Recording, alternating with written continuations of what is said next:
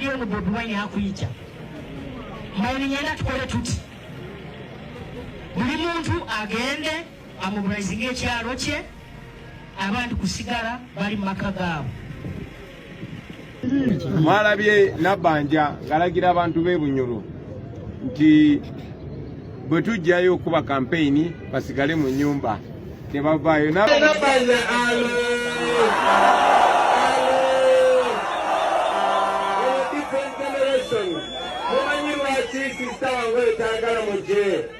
kubanga tayagala mumanye amazima, tayagala mumanye amazima.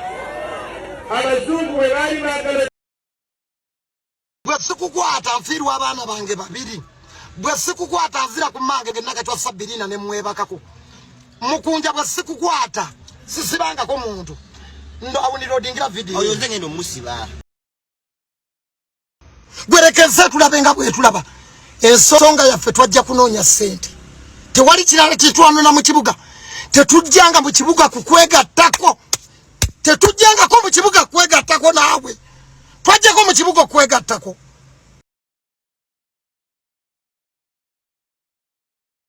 Fe aba Rosemary Beddings tukuleetedde kalonda yenna ow'omu kisenge wamu n'ow'omu nnyumba. Rosemary Beddings tusangibwa Kasubi okuliraana ebitaala nga wakaviira ddala ku mafuta ga rubisi ngadde Namuŋŋoona.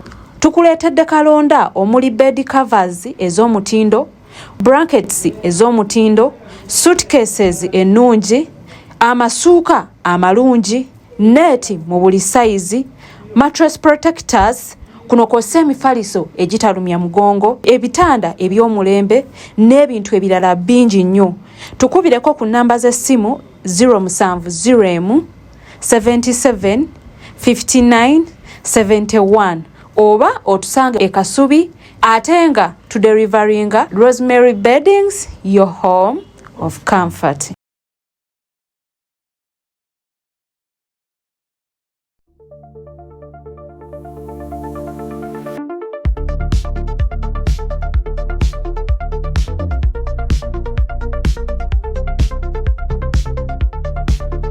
Kusema official najjo sinzira okubanga atotulaba subscribing ku mukutu guno okusobola okubanga atofuna videos ezifanaganako bweziti yonna gye wangayira mu bitundu by'ensinko boozaako nenkwebaza okubeera nga atolwa leero otwegasseeko. Nana Herbal mouthwash nkukubiriza okubeera nga ate omwefunira, genda mu drug shops, genda mu supermarkets, genda mu pharmacies ojja kubanga omusangayo. Abali ebweru w'eggwanga tulina outlets bannayuganda abali eyo batuusiza products okuva e Kampala osobola okubanga omusangamu oba mutumye omuntu ajja bbanga amukuleetera. Bannaffe ba UNBS ko ne bannaffe ba National Drug Authority bamala dda okubanga bamukubako stamp so togenda kufuna buzibu bwonna ng'omutambuza. So ku lw'amannya amalamu akamwa akawunya obulungi Nana ajja kubanga akuyambako. Clarion Integrated Logistics abo nno ekyabaleeta kiri kimu kuyamba gwe ayagala okutambuza ebintu ng'obijja Dubai. Tujja bintu Dubai specifically. Sagala mbatabali bannaffe aba Merini ate ab'e China bano babijja Dubai specifically.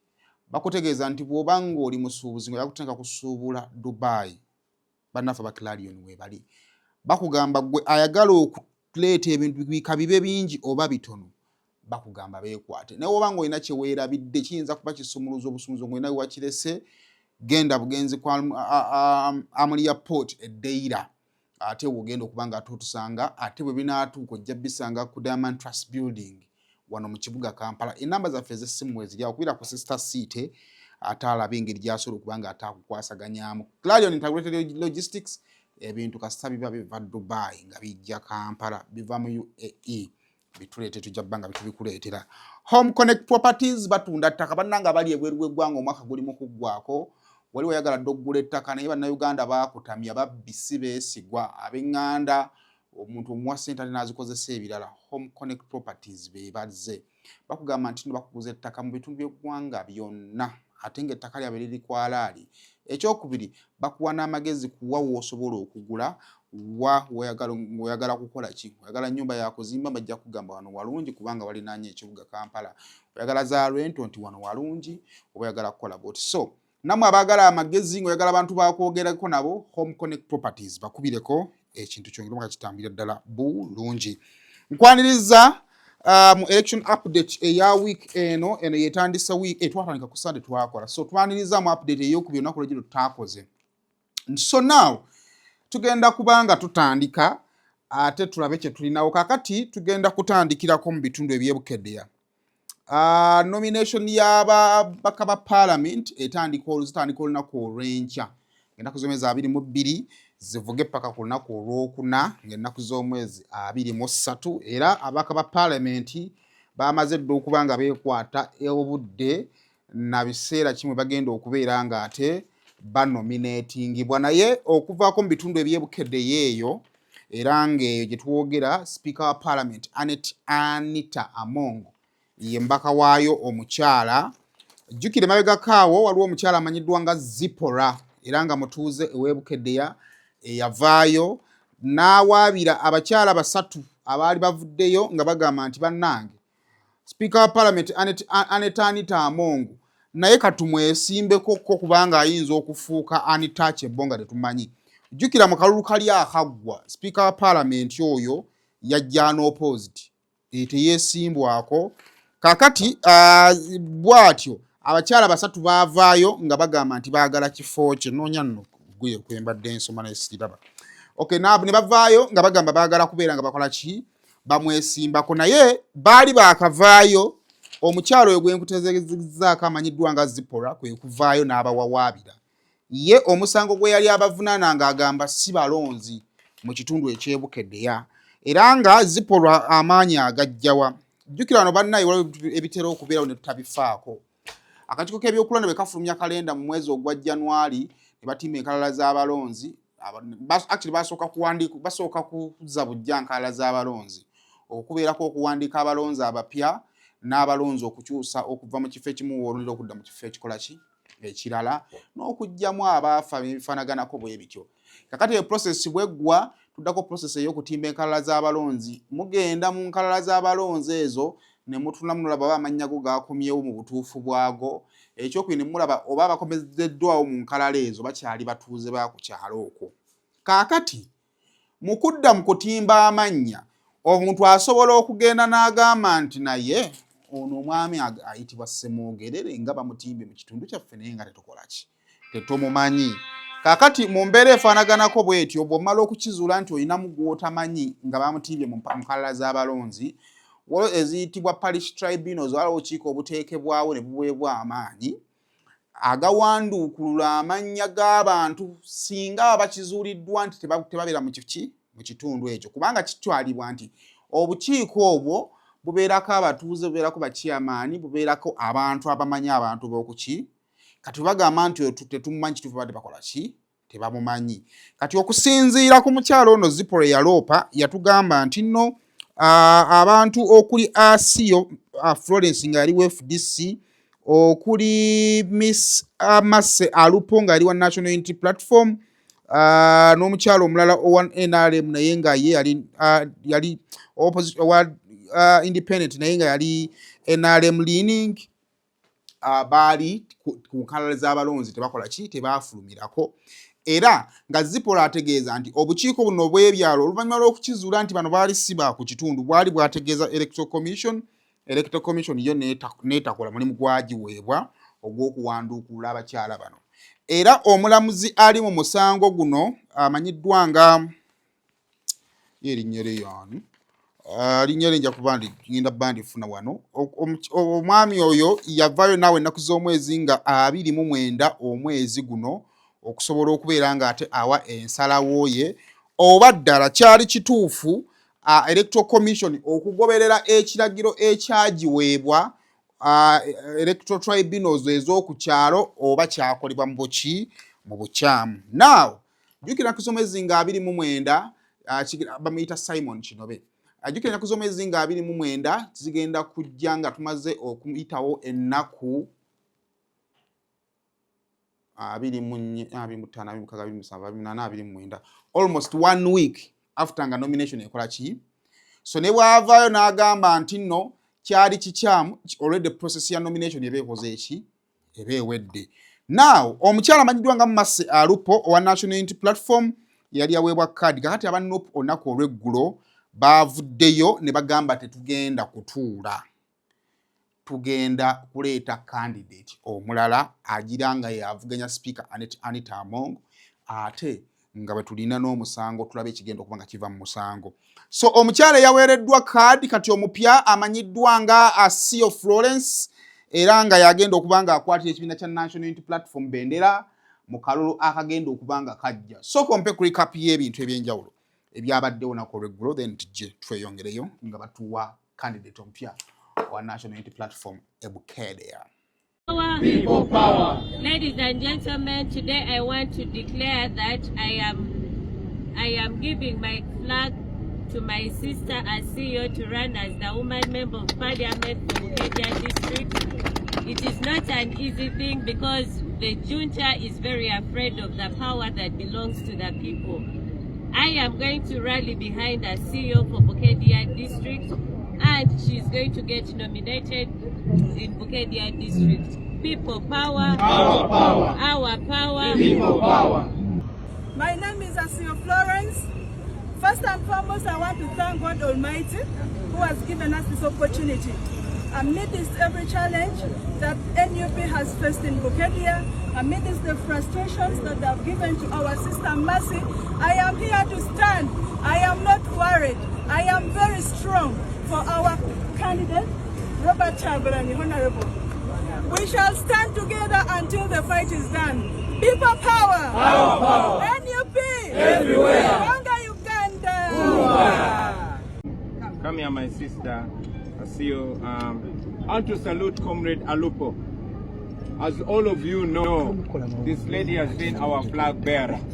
But Anita Among, with impunity, has frustrated already 3 candidates. Anita Among believes nobody should run against her. Imagine this is Speaker of Parliament using all manner of lawlessness to frustrate candidates.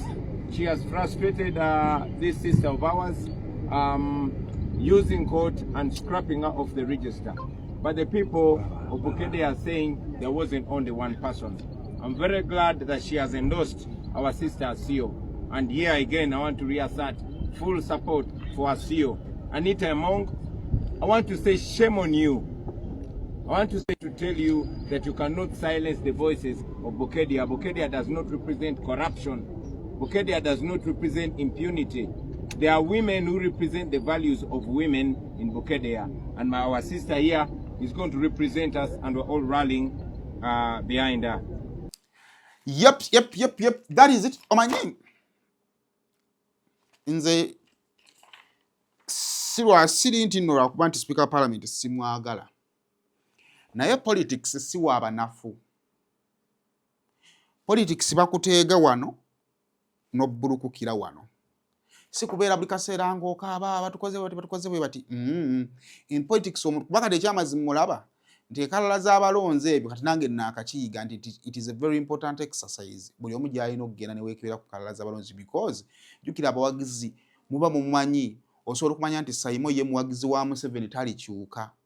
Kakati n'ogamba ekifo kya Sayimo okugenda okuwagira Museveni kati omuwandukule ku lukalala lw'abaki lw'abalonzi.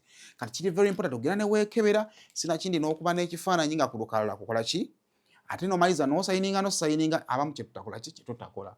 Kakati singa now this is an assumption singa Zipora aba yatumibwa speaker bana aba yatekinga advantage n'abayisa kulitakola ki kulitalaba.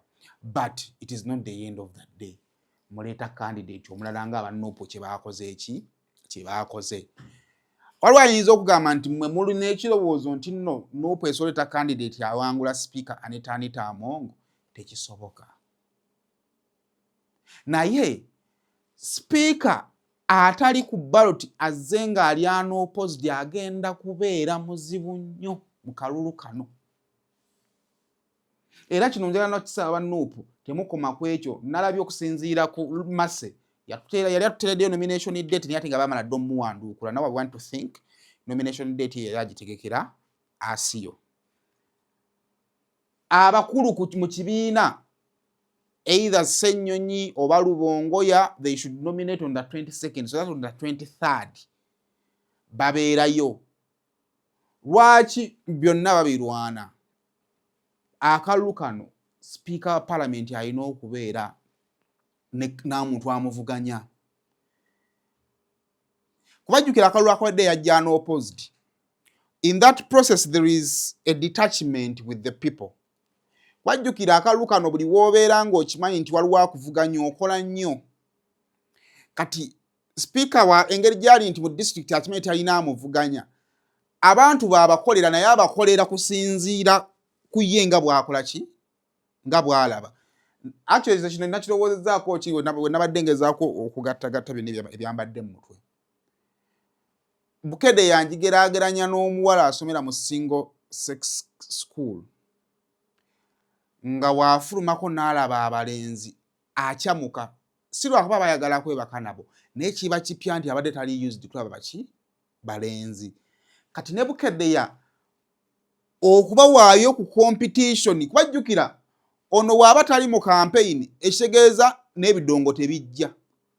Ne campaign rallies mu district mukola ki temubeera. Naye the fact that ayina amuvuganya agenda kuteekamu amaanyi. Ekyo ebbanga ly'anaamala nga ataddemu okwagala okunoonya akalulu n'okukiryalinga obwo obutono osanga aba opposition basobola okukozesa okuyitawo. Ajja kukendeeza ku maanyi g'abadde alina okwetera mu constituencies ezimu. Oba ontegeera bulungi. So eno move actually nze ndowooza kati opposition because of FDC bo babudde bagamba kyalemedde ku waabwe kubanga tebali mateeka ga muwanduukula. Opposition should also, my FDC should also do the same nga Nupu kyakoze. You get another candidate. You need to make speaker of parliament busy. We mutamufuule busy agenda bafuukira akayinja mu ngatto. Because she has the influence, center azirina, ne support agirina. So, eno kunze, I support Nupu 100%. Temukkiriza abantu b'amaanyi. Kuba ne Lili Nabanja yajja unopposed. Temukkiriza abantu b'amaanyi kujja nga bali unopposed. Muba mubawadde emirembe okubalwana. Already you have the system, olina government gy'olwanagana nayo.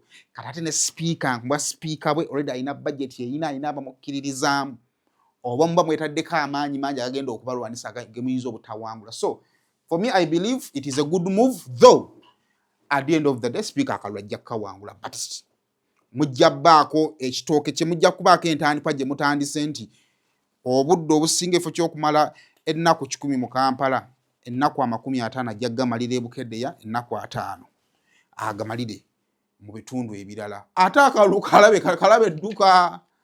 Omanyi ekifo omutali competition abantu babeera n'ebintu ebibabeera ku mutima. Wano mu Uganda twamala almost emyaka kuva ddi. Ani yawera ebibiina by'obufuzi wano. Loza kuva mu 8 DP etaba mu kalulu. Okuva mu 8 nga Uganda teyina nkola ya bibiina bingi. Ebibiina by'obufuzi ebingi byakoma mu mwaka gwa 2012. That is 20 years. Tebya kuma 12. Byakoma 2004. 2005. Yes. Je myaka 25 nga Uganda teri mu multi-party politics. Naye because abantu byababeeranga mu mutima, FDC bwe yajja ndowooza yawangula n'ebitundu byali 35. I think it was like a FDC yasinga okukolamu ennyo nga FDC yakajja. Kitegeeza nti mu bifo opposition weetali, I'm not meaning opposition against government, naye mu kifo awatali kuvuganya nga side emu yokka yeevuga, opposition yebeerawo naye ebeera mu mitima gy'abaki. Kati ne Bukedde because speaker abadde talina abamuvuganya, mu ndabika y'amazzi gateese kubanga tebalina nsonga lwaki bamuvuganya kubanga tewali abakulembera buvuganya. Naye ate ono bwajja waliwo side endala egamba nti yeetaaga okuvaako. Kati that opposition ejja kuleetera speaker okwongeramu amaanyi. Mu kwongeramu amaanyi ajja kukendeeza obudde bw'abadde ateeka mu bakandidate abali ebweru wa Bukedde, which I think it is helping. So I believe it was a good move for Nupu okubeera ng'emusimbako omuntu. Kale awo nga tuvuddewo tugenda kuba nga tetweyongerayo. Now weekend Mama Nabanja ono nga ye Ssaabaminisita w'eggwanga lino erya Uganda yali Bunyole eyo ng'akubye olukuŋŋaana.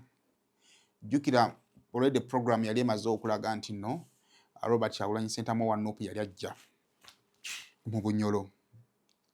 Akubiriza ku batuuze n'abagamba nti bannaye bwe tuweeyinga ebirungi gavumenti eno byekoze sisuubira nti mwetaaga okugenda okuwuliriza opposition byagenda obbagamba. Mwabazze temugenda ate we mudda ewaka n'abewaka mubagamba obudde bwe babumalire mu kukola ebibagasa. Omusajja atuuke mu kifo bw'anaatuukawo nga talina gwalabawo ajja tegeera nti akapande yasomye kafu yasomye magi nga tekasoma maki maje. Kaakati Kyagulanyi agenza okusimbula e Kampala ng'olwedde amaze okusekerera mwannyina yamusese n'agamba Nabanja. So naye buli omu yabadde alindira okulaba what is exactly is going to happen. Kyagulanyi ng'agenze kubanga jjukira ono prime minister w'amaanyi andi Bunyolo erimu ku bifo by the way NRM gy'erina amaanyi lwa nsonga nti baafuna amafuta kati gavumenti ebakoledde nno mu kino ekisanja balina ekisaawe balina amakubo ebintu bino ebitandikibwako biyinza okuba ebyobulamu sirina nnyo a lot of research about it n'ebino ebitambulirako bali mu kukolayo kisaawe ekyannyonyi waliwo ebintu by'olabako bye tulowooza nti nno ebitundu bisobola obisinziirako kugamba nti omusajja aleka atukoledde katumusigaleko. Kati buli omu yabadde alinda okulaba kiki ekigenda okubeera abantu banaawuliriza mama Nabanja oba sooka ompeeko katono nnyo byonna paka nga tutuuse ne ku chief show nga bwe yabadde ne Krali nga bwe yabadde. Yatuuse n'okusaba abantu mu kitundu kino obutawa Robert Kyagulanyi Mato ng'azze mu kitundu kino okunoonya akalulu ku lwokubiri lwa wiiki ejja. Ali ono Bobi Wine akuyita mayini nyenda tukole tuti buli muntu agende amobilizinga ekyalo kye abantu kusigala bali mu maka gaabo. Tulyamu abalungu bantu bateekaane ayije nembuyagaza akole ki kubanga muzeeyi akaleta demokrasi etulina kyakola ki. Mwalabye Nabanja ng'alagira abantu b'e Bunyoro nti bwe tujjayo okuba kampeyini basigale mu nnyumba tebavaayo. Nabanja obira bulungi tujja Bunyoro kati katulabe bwe kitandikawo tubama abaana ba Bunyoro kabalegalega kati tuli mu kkubo ne tuyijja abaana b'e Bunyoro. Thank you very much. Looking forward to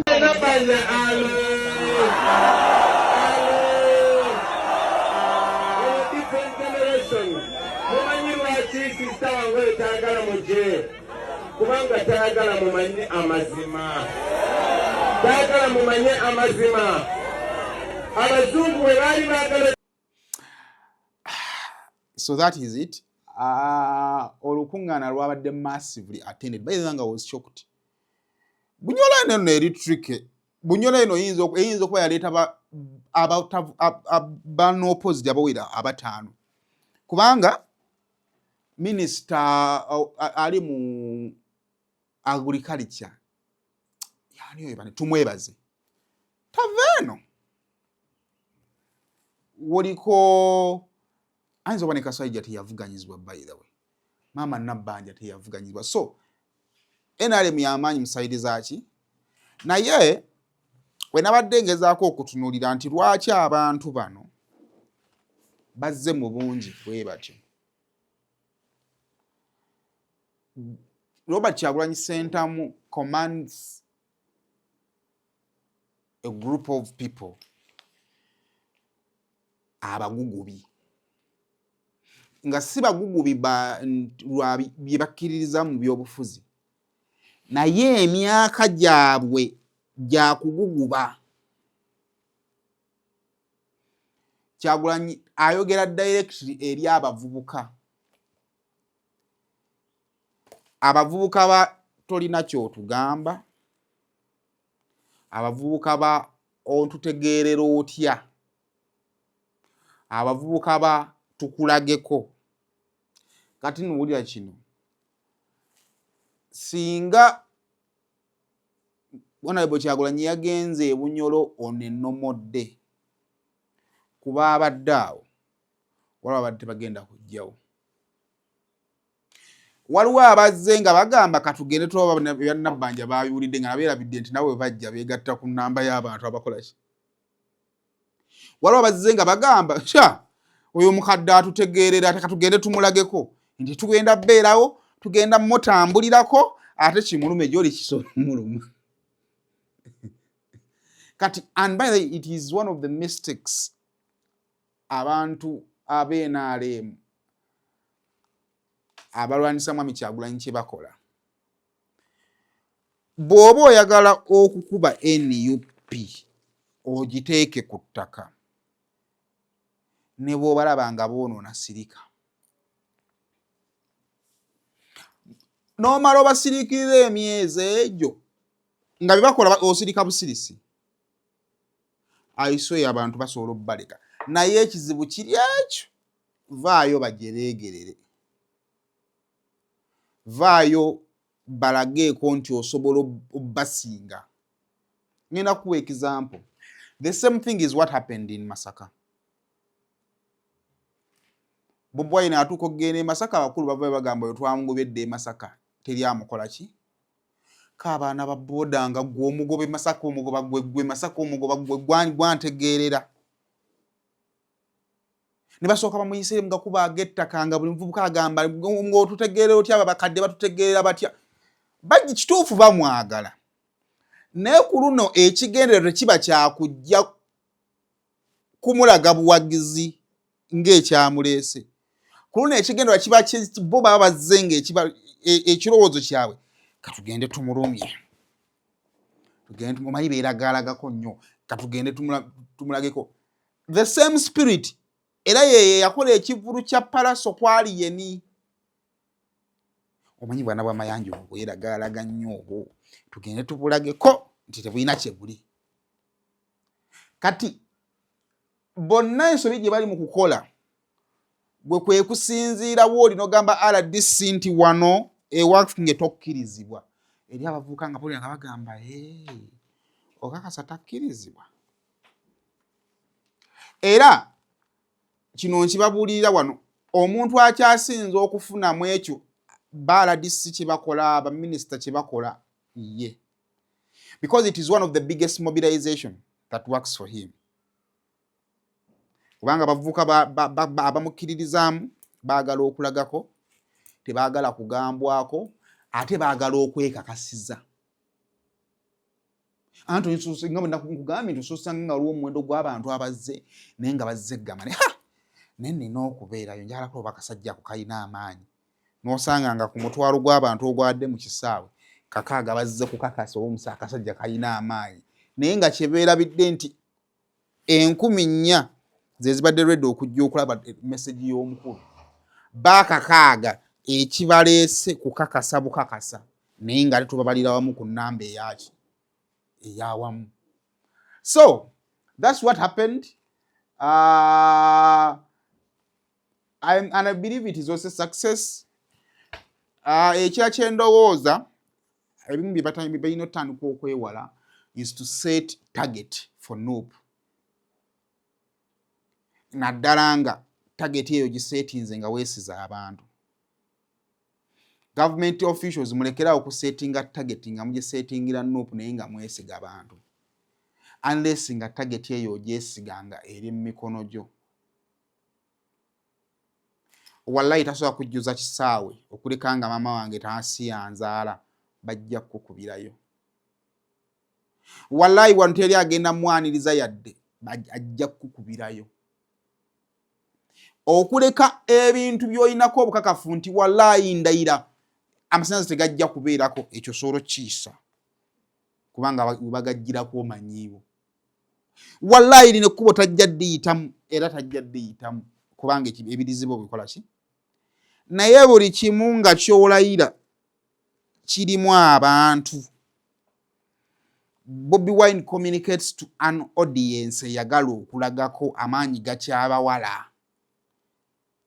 Kituufu basoba bamuwuliriza katulaba wano omanyi nti no lwale ye Natete waliwo abaalinnye ne bava Emitiyana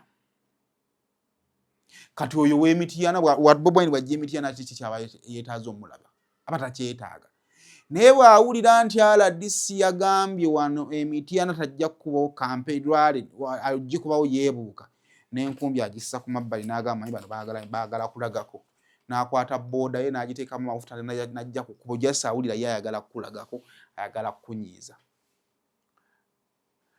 so awo nno bwe tutyo bwe twabadde but kansubire nti olunaku olwaleero Honorable Kyagulanyi agenda mu bitundu ebye Kakumiro ne Kikubi kati Kakumiro agenda mu district yennyini eya Mama Nabanja yennyini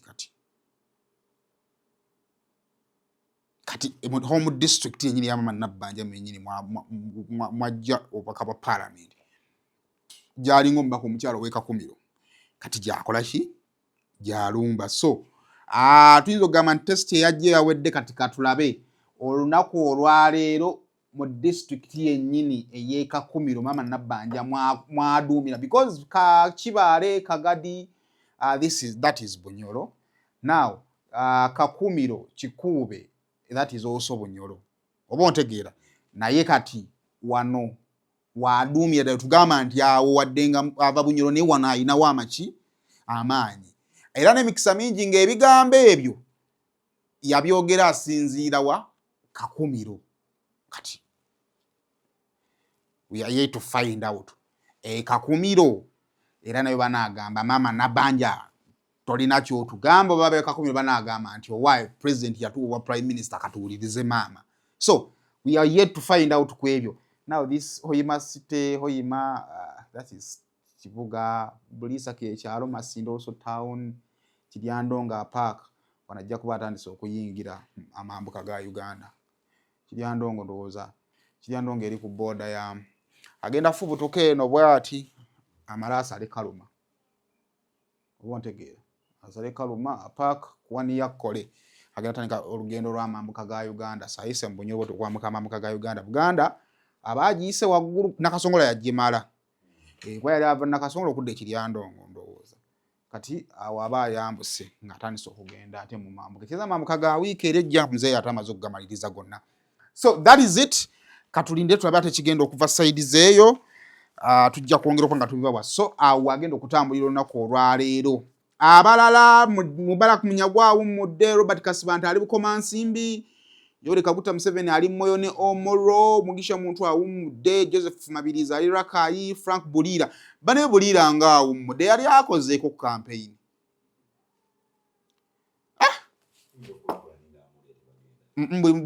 buli presidential candidate ali entitled okutambula ne munnamawulire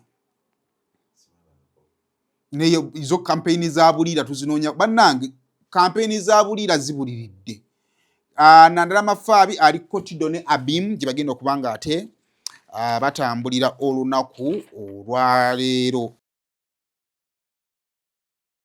Millennial Logistics and Outsourcing be bannoggwa omusuubuzi ali e Uganda ng'oyagala okutumya emmaali okuva e China ekutuukeko ku mulyango. Aba Millennial Logistics and Outsourcing bakuguliza emmaali okuva e China nga ne bw'oba oyagala kugula butereevu okuva ku kkolero ng'oyogera bwogezi ky'oyagala nga bo banyeenya ngobero. Emmaali ne bw'eba ejjira ku nnyonyi oba ku mazzi bo bagitikka ate nno ne bagituusa nga nnamba ne bakwewaza okuyombera enkolo. Bano bw'obakwasa emmaali yo oba obakwasizza kibyago okuserengeta mu Nkulubagga kubanga ekuumwa bulungi okuva gy'eva okutuuka gy'eraga. Ennamba z'essimu zino bw'ozikoonako onooba weewonyezza embeera ya kirazamwoyo ng'ebbwa eridda mu nkovu.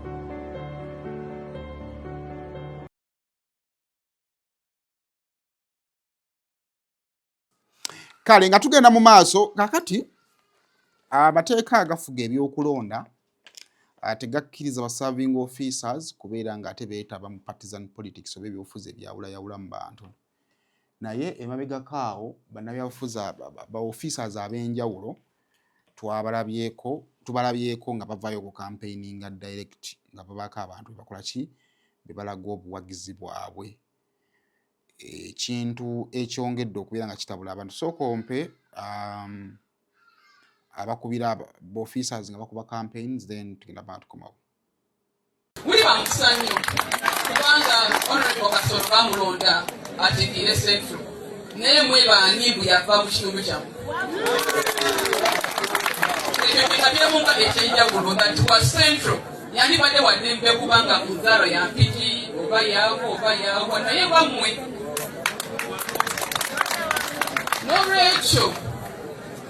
n'olwekyo bagamba kolabyeko yabeera omwana nejja ne constituency gyakikirira tebatukiriza kwogera bingi nnyo naye njagala mutegeere ebifo ebimu ndooda ebimu kitemubitegeera bulungi that oba abalala bamuwadde obuyinza bwalina essaawa zino obwasse kitegeeza emirimu gyagenda okusaba egiddako egyokubeera MP mwandibadde temugikyankalanya kubanga kibeera kinywevu nnyo okubanga area MP ate nga memba waki yemwe bamukifunamu.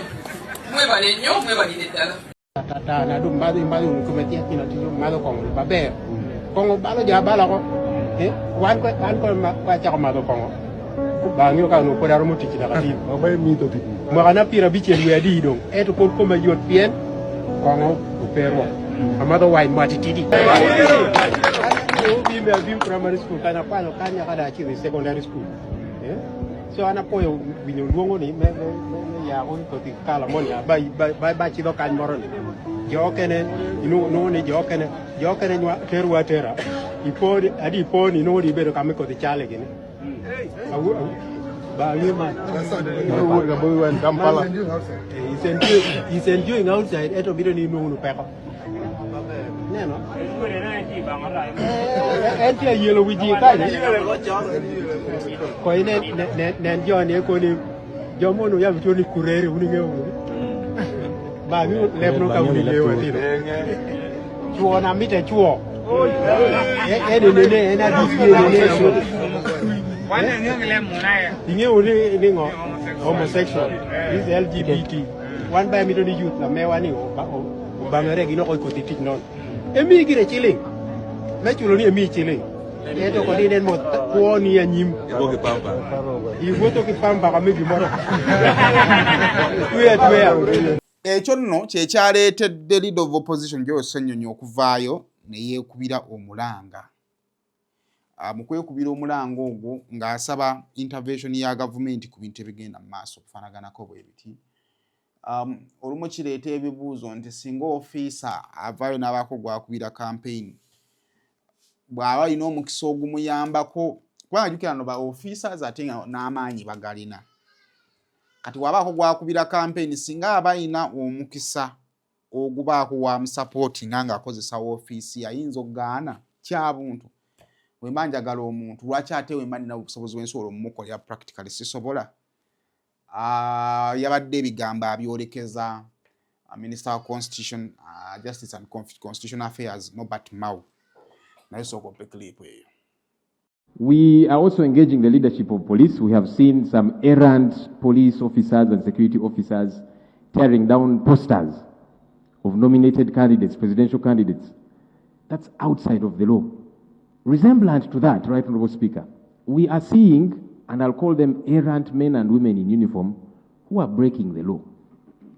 2 weeks ago, Senior Superintendent of Police, Annabella Nyiramahoro, she's the Deputy RPC of Masaka, she used to head the police here at Parliament. She was at a campaign rally of the Honorable Haruna Kasolo, got the microphone, openly campaigned for him.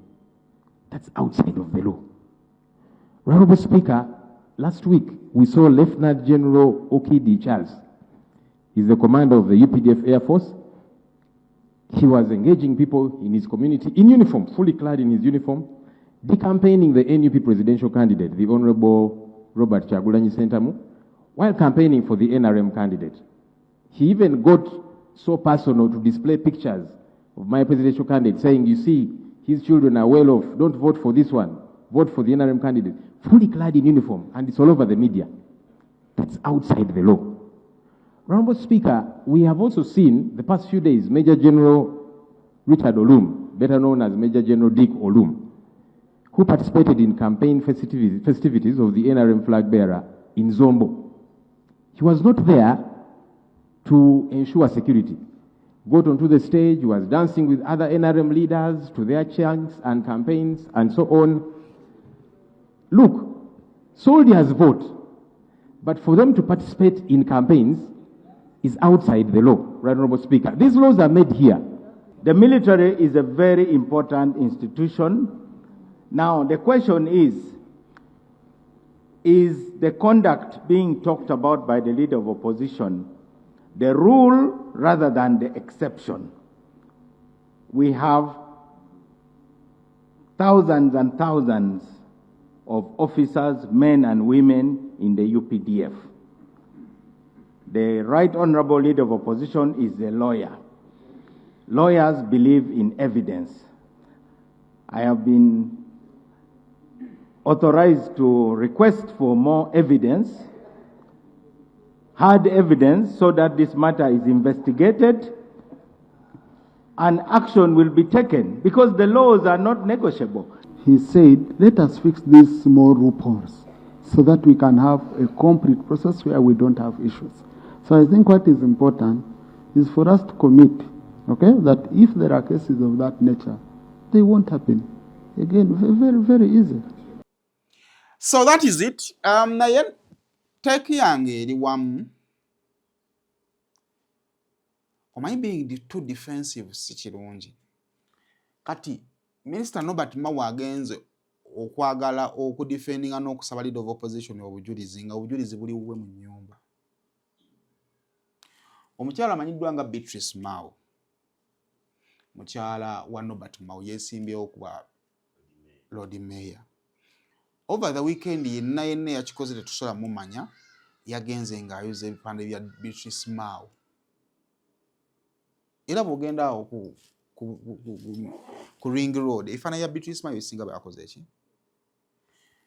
Kati, because of being too much defensive, I believe he even forgot. Ojjukira mu press conference emu gye yaliko yagamba nti twesimbyeko ko president n'amaanyi gaffe agasinga tugenda gateeka ku bwa Lord Mayor. Agamu ku maanyi ge baatandikirako ge g'okutimba ebipande bya candidate waabwe. But because kizze nga kigattamu abalala abali mu office boyinza olowooza nti ba top, he wanted to defend naye nga nekyadefendinga ate kikuba ye direct nti mukyala we posters ze yatimba bazikoze eki. And the issue of kuyuza poster egezze, unfortunately nti abasembayo okuyuza ez'omukulembeze w'eggwanga paka nakati bakyali mu kkomera. Ekibi nti nabo opposition beeyuliza poster n'abakuba twalabako wano omuloodi twakolako ku mboozi wano nga bali mwezi akaana nti poster zange zijjiddwayo. Ekyamazima bali mwezi onoonya poster z'essaawa tezikola ki? Tezirabikako. Endala basala nsale. So it's not right. Kyetulowooza nti no muleke, let's have a healthy competition. Buli omu avuganye. Amaanyi go bwe ganaakoma ate w'osobola okubeera ng'ate okola ki? Okoma. So that is it. Njala tumalirize ebyaleero n'emboozi ya Mukunja ate ne Lili Pazo. Omukunja mabegako bwe yavaayo n'afulumya ebifaananyi ng'ayambadde t-shirt ya NRM. Bwe nalaba t-shirt eyo naye nkubeera Mukunja. Omanyi kyamazima ekireke ekigambo kya Mukunja, kitu kya Mukunja kyatabudde abantu. Abantu bonna tewali ayogedde ku Mukunja bedda amukubira bukubiza essimu. Nakubidde Mukunja n'alende ndowooza nze nasoose omukola ki. Kumbe buli muntu bwe yaddala ebifaananyi ng'akubira Mukunja. Bwe namukubira ebigambo bye yanzizeemu era bifaanaganako n'abalala bamukubidde essimu bye bakola ki? Bye yabaddamu. Naye in a nutshell nze namugamba ekintu kimu nti obuzibu bw'olina buli bw'omu nti you represent a society of people abali heartbroken.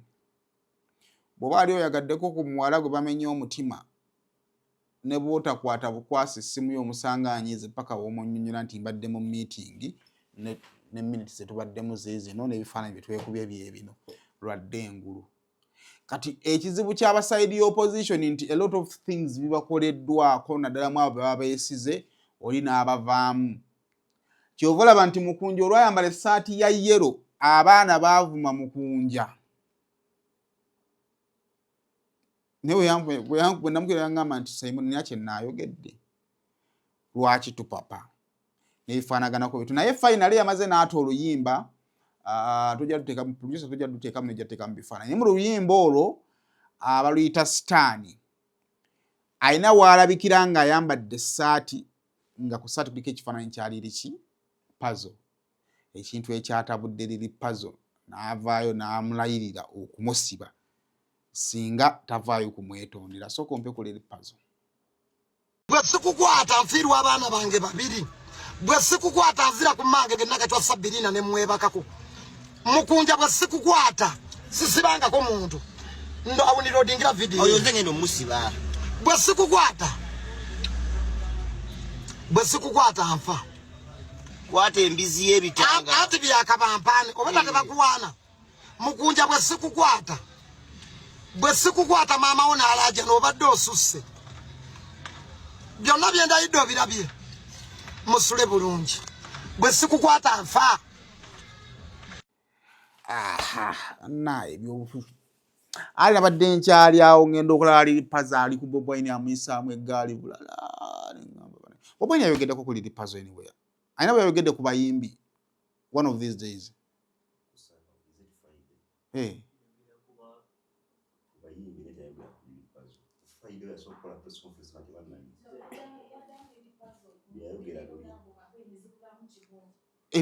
ate response yali respondinga ku Nobati Mao. Yes, Pazo yali akitambuza naye respondinga ku Nobati Mao si bwe kyali.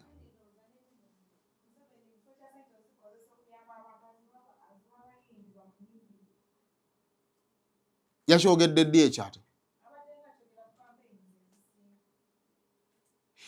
kyekyanyiza Pazo bw'atyo n'ayogera ebigambo ebyo byonna.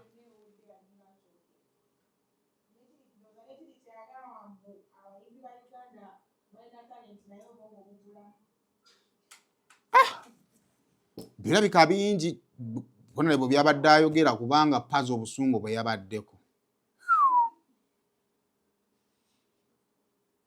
Naye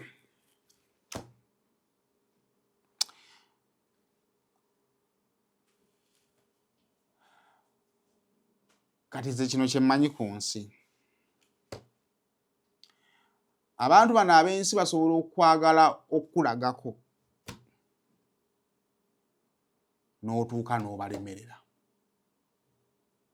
kubanga abantu b'ensi basobola owangula omuntu omu kasita abanga mwavu.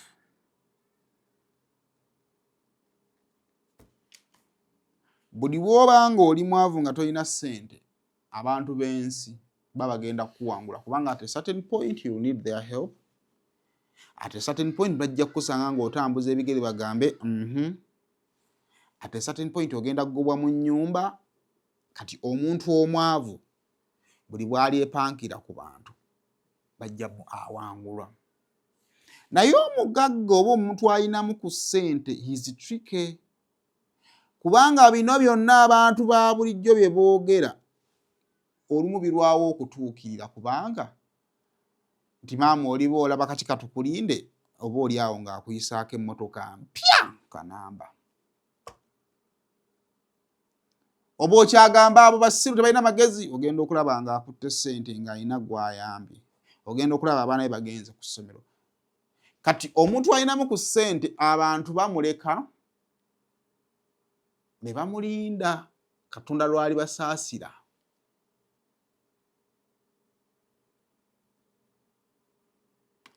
Abakubonereze ekibi kyakyo kiri ekintu ekyo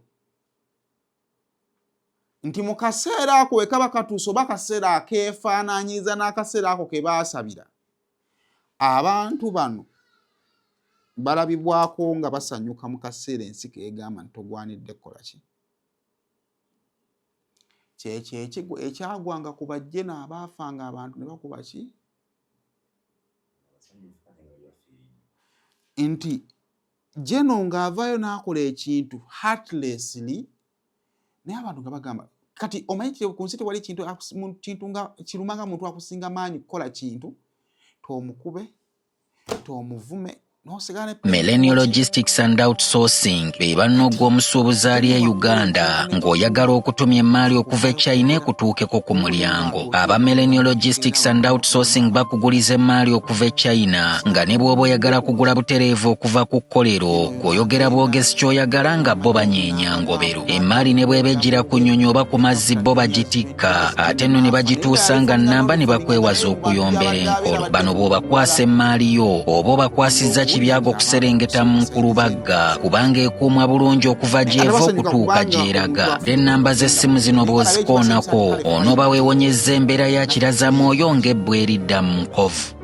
Kakati wakati mu by'obufuzi nze nina enjogera yange bwe mba ndi wa NRM pulezidenti ky'atayogera sisobola kukyogera. President bw'atabaako gwe yali ayisizaamu ggaali samwesaamu ggaali. Wemba ndi opposition ono waatatuuse sisa kutuukawo sisa kweyokera munnabyabufuzi muliro nga yeetagweyo kyangako. Kati wakati nga ogezaako to defend ono byasobola obbanga abakoze abo abatuuka obutereevu ku muzeeyi njogera ku bakkenzo bye batannakola Pazo tewandi bikoze. Kubanga wabanga bye mungambe bituufu nga badde aboogerako bonna ku mitima bikola ki? Era bwe kivaayo tugambe biliyoni bwevaayo abakulu ku federation basooka ne bawulako 5 ne babiteeka emabbali ne bakwata 5 ne babagabanyiza. Kitegeeza nti gogeno maliza ng'ofunye obukadde nga 10 oba 10 ameka. Kyogamba gwo obukadde 50 osobola okufiirwa ennyo okusinga onaafuna obukadde 5. Lwaki obukadde 5 tabyogera nga gwafunayo 5 gwabikola ki? Obulumi kya butonde nze simale sinnakiwa budde but asobola obbanga ye yakiwadde obudde n'akompiringa. But how far do you go? Ontegedde bulungi. Ekyokubiri luli wabaddewo olutalo ng'ogamba nti oli against bafutu soldier ne Kyagulanyi tominaako buki buzibu. Naye bw'owuliriza ebigambo ebiri mu interview nekisobola kubanga bigambo bya lunaku lumu oba 2 oba 3 byakunyiizizza to sound like that kitegeeza nti obadde bw'oti ebbanga liki lyonna. Naye tugenda okumaliza nga mu Uganda buli omu alina eddembe ly'okwogera byonna byakola ki byayagala. Ekisinga obukulu kiki omuntu kyozzizzaayo wa ewaka akaveera ke kakulu. Lwakuba ne bino njagala bibagambako kimu kituufu akaveera tukatwale wakati nga Pazo tubivuddeko akaveera tukazze ewaka naye temubbala lwakuba mwagala kuzza kaveera waka. Ebyobugagga by'abantu abamu bikunkumuka mu ngeri eruma naye ng'ebyobugagga ebyo tebyayita mu makuuma matuufu. Oba oli awo omwana n'atunda ebintu bya kitaawe ne bijjulwa nga byonna bigenda biggwawo. Nenga naye omubuuza atunda ebintu naye wa ebintu bya muzeeyi ngo bimalo nga agamba waayi nafunawo ekizibu nga sina kyakkola. Tukole ebyobugagga ebinaasigalawo nga after 100 years ensi ekyasobola okukwogeraho kubanga ekyamazima ekinene kitusobola mu nsi muno kuwangaala gy'emyaka 10. Naye oyinza watya okusigalawo emyaka emirala 10 nga legase gyolese ebyobugagga byolese nga bagamba ebizimbe by'omugagga gundi yafadde emyaka 10. Kitegeeza nti legase yo ejja kusigala ng'ekyaliwo emyaka emirala kiki naye tekijja kugasa kuwangaala myaka 5 ebyobugagga biwangala emyaka emirala 5 gy'emyaka 55 oba toyina kyolese. Kyekirowoozo kyange mubeere bulungi mweraba. Gwerekeze tulabe nga bwe tulaba ensonga yaffe twajja kunoonya ssente. Tewali kirala kitwanona mu kibuga. Tetujjanga mu kibuga kukwegattako. Tetujjangako mu kibuga kwegattako naawe. Twajjako mu kibuga kwegattako. Ani yakugamba ffe twajja mu kibuga kukulombera. Tumanyi baatulanga bateesa ebintu bya. Ffe twajja mu kibuga kulomba. Nakatwa Sabirina ina poloti. Nakatwa Sabirina ina poloti banyamweze bafa balina. Tembugenda kutumanyira ffe abaana babavu. Mutumanyira mwe. Mutujoge. Mugambe mbu tetwateeka mu budde mwagala kutumanyira. Mugambe nti tetwateeka mu budde tetwali bakozi. Olaba bagaggawala. Tebalina bivulu. Tebalina we bayimba. Tebalina we bayimba. Basajja battu. tusimbye buli wamu oluseke tutomba ndabyabufuzi tunoonya riziki otegedde tugeze buli wamu twagadde n'abakazi abakulu mu covid noyagala omukazi ng'alinga jjajjaawo ng'otya n'okumwambula ofune kyolya zirembwa ziremedde otutegeera bisiraani mmwe nitwagala n'abakazi abakulu ng'otya n'okumwambula zinembwa abaana b'abantu bali ebisiyako kiyita mirembe gwe omanye sikyekoza abantu omanye sikyekoza abantu gwe nyoko bigenda bituteekake omanye sikyekoza abantu omanye siwetusa abantu temugenda kutuleetako lugezigezi abantu babagamba muleke abaana bagende bakole the more you attack us the more you lose simpaseyo ajaya ye paradinga gwe bwoba walemu okuleeta abasambi abatuufu ekyo walemwa akirize walemwa ate abayimbi babakozesa ye batukozesa gwe gyokolera tebakozesa bakukozesa osasulwe agenda mbuba bakozesa batukozesa kubanga ffe we are slaves tuli baana b'abaavu tuli bapakas tulina okujja sente ku bagagga ani agamba tebatukozesa oli musiru abantu bonna babakozesa olina bwagenda atembeeta gundi enfu namulabye oyo omwana gwe mwana gwe tujja gamba gy'otunda enjaga ojja oleetawo n'amampati batuyuzinga semwayi yakuleka ogenda otunda enjaga ye bizinesi yo mukolagana ne Museveni okutunda enjaga gwe tojja kuleeta wano lugezigezi lwo we shall crush you ate bakuleka ojja oyogera ebyekisirusiru namulabye agenda ye paradinga ojja kutubuulira enjaga gy'okukusa semwayi ekulese otunda enjaga poliisi ekulese gavumenti ya Museveni otunda enjaga ozimbye kalina mu kutunda enjaga fe tuli wano basajja battu twekuba kubagagga batunze enjaga bazimbye zikalina twekuba kubagagga kasizoni kazze kagwako mu gwakubiri kasizoni kazze kagwako mu gwakubiri Museveni yaddeyo mu ntebe oboto otegera bo bagende bakakawale for 5 years bitunya government katebigambako bigaggawaye bitusekere mayo tusekere mwagala kuzina abaana baffemwe mwagala abaana bamwe bazina abaana baffemwe abaana bamwe bazine bannamata fenga tetulinamu mwagala kutujereka mbo bakitabwe bali banafu mbo bakitabwe tebali na birowoozo temugenda kutweregako we